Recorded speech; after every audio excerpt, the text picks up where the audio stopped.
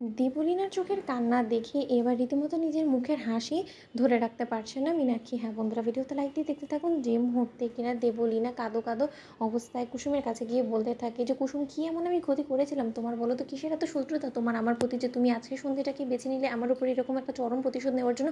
এই ছবি পাঠানো থেকে শুরু করে এই গোটা চক্রান্তটা তোমার করা, তাই না?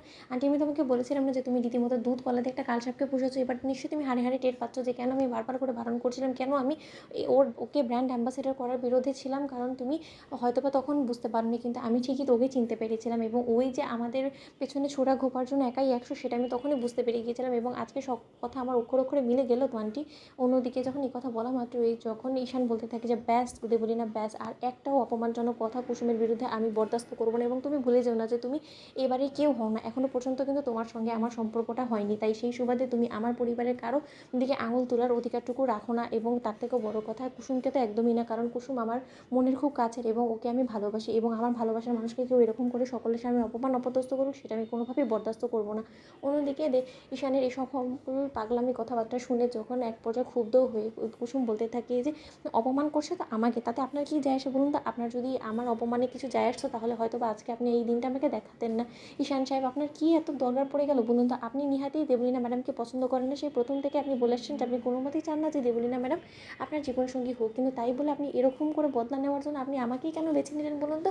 আপনি একবার ভেবে দেখেছেন এতে করে আমার চরিত্রে কী পরিমাণে দাগ লাগলো? এবং আমার চরিত্রে লাগা দাগটা তো কেউ কোনোদিন আর মুছতে পারবে না। শুনুন নিশান সাহেব, আমরা ভিখিরি হতে পারি, আমরা গরিব, কিন্তু তাই বলে আমাদের আত্মসম্মান নেই সেরকমটা তো নয়। আমরা মান সম্মান নিয়ে মাথা উঁচু করে বাঁচতে শিখতে চাই। এবং তার থেকেও বড় কথা, এখনও পর্যন্ত আমার অনেকটা লড়াই বাকি আছে। এই লড়াই আপনি আমাকে না জুড়ে দিলেই পারতেন। অন্যদিকে যখন আয়ুষ বলতে থাকে যে কুসুম, তুমি শুধু আমাকে একটা কথা বলো, তুমি কি সত্যিই বলছো যে তোমার সঙ্গে আয়ুষের কোনো রকম কোনো সম্পর্ক নেই? অন্যদিকে যখন কুসুম বলতে থাকে যে আয়ুষবাবু, আমি আপনাকে কী করে বোঝাবো যে ঈশান সাহেবকে আমি সবসময় আমার বন্ধুর চোখেই দেখেছি এবং আজীবন সেই চোখেই সে আমার কাছে থাকবে। অন্যদিকে যখন আয়ুষ বলতে থাকে যে তবে কি ঈশান যেদিন কিনা কুসুমকে অজয় তুলে নিয়ে গিয়েছিলো, সেদিন ওর এতটা অজয়ের উপরে ক্ষুব্ধ হওয়া থেকে শুরু করে ওর এতটা কুসুমের জন্য ডেসপারেট হওয়া, সে সব কিছুই কি ভালোবাসার ইঙ্গিত ছিল, যেটা হয়তো বা আমার চোখ এড়িয়ে গেছে। এবং সেটাই যদি সত্য হয়ে থাকে তাহলে তো আমাদের পরিবারে বদনামি হওয়া থেকে কেউ আটকাতে পারবে না। এবং এর জন্য মাকে যে কতটা কটাক্ষ এবং অপমানের শিকার হতে হবে সেটা তো ঈশান এখন বুঝছে না, কিন্তু পরবর্তীতে ও যখন বুঝবে ততদিনে তো অনেকটা দেরি হয়ে যাবে। না না, আমাকে যে করেই হোক না, ও ঈশানকে বোঝাতে হবে, ওকে মাথা ঠান্ডা করে ওকে এই এঙ্গেজমেন্টটা করার জন্য ওকে বাধ্য করতে হবে। কারণ আজকে যদি কোনো মতে এঙ্গেজমেন্টটা না হয় তাহলে মায়ের যে কতটা বদনামি হবে সেটা ঈশান হয়তো এখন বুঝে উঠতে পারছে না। অন্যদিকে যখন ঈশানকে আয়ুষ বলতে থাকে যে ঈশান, ঠান্ডা মাথায় আমার একটা কথা শুন, তুই আজকে যেমন তেমন করে এঙ্গেজমেন্টটা করে ফেল, তার পরবর্তীতে আমরা বসে এই বিষয়ে একটা সিদ্ধান্ত নিব। অন্যদিকে ঈশান বলতে থাকে যে কোনোভাবেই না, আমি এই মেয়েকে কোনো মতেই রিং পরাবো না। তো বন্ধুরা, লাইক এবং শেয়ার করে সাবস্ক্রাইব করতে ভুলো না।